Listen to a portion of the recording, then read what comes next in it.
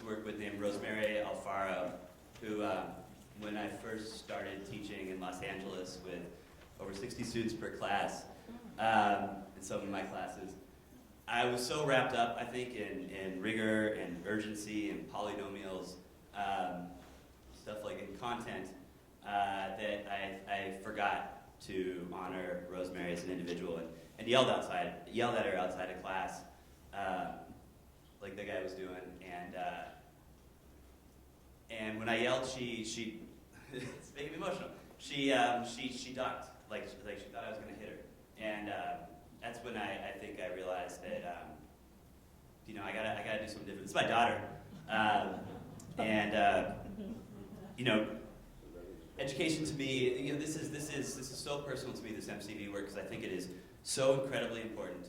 And there's so many of my mentors in this room, and Liliana, learning is so natural and creative and fun, and Liliana takes, carrots and makes them into face paints, and she's exploring the rooms, and, this was gonna be a nuclear bomb,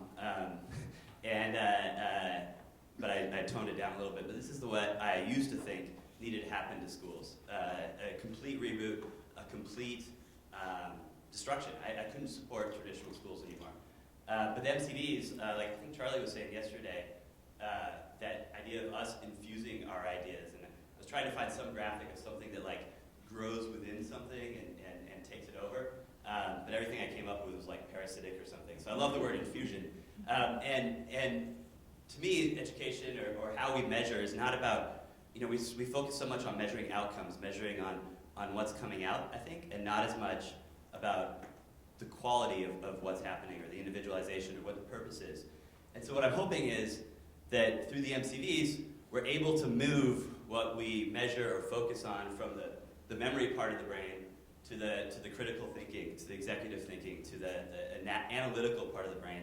And I hope, I believe, I don't hope, I know, that as we do the MCV work, it's going to focus naturally, it's going to make all educators, I think, will necessarily start focusing on inputs and what is at the root of what we're doing. And so instead of measuring outputs, a student of ours, Cole Jeffco, who wanted me to mention his name because he said he wants his name out there as much as possible because he's going to be leading this MCV work across the country. And he said, mention my name so that when I'm offering presentations, people already know who I am. But Cole's awesome. He was asking about dropout data and what are some things that are correlated or predictive of dropping out. And Cole got really mad at me when I said attendance, and I said, no, these are just traditional things. And Cole's like, but attendance is an outcome of what's the root of he's just getting really passionate and angry with me, which I love. And when I was first introduced to the MCVs, it was at a principal conference, I think 8 years ago, by Bill Sedlacek, and had all these other things that I think are at the root of what we do. And what was awesome with Sedlacek is it narrowed it down to 8, and it quantified it to me, like what's really at the root of what we're trying to do. Quantified it backed it up in research, and so each of these is a kind of tribute to the 8. This first slide is Kamani, who when he talks about how his positive self-concept, thinking about himself as a learner, that he can grow, people believe in him, that was his turning point that he names a lot, and it was a mentor relationship. Second one, realistic self-concept. It's the second MCV. Knowing what your strengths and struggles are and being okay with those and working from those. Third one, availability of a strong support person. We all know this. When I was going around to Bromley School, so many students mentioned, when they were telling their stories or why they're doing better, they mentioned relationship with a mentor, doing real work, seeing themselves in real places and knowing that their work is validated. Quality leadership experience. The student playing the piano there is Laura. What I love about the MCVs, and Mario is so much more articulate about this, but the MCVs, I think, they're not just about in-school experiences.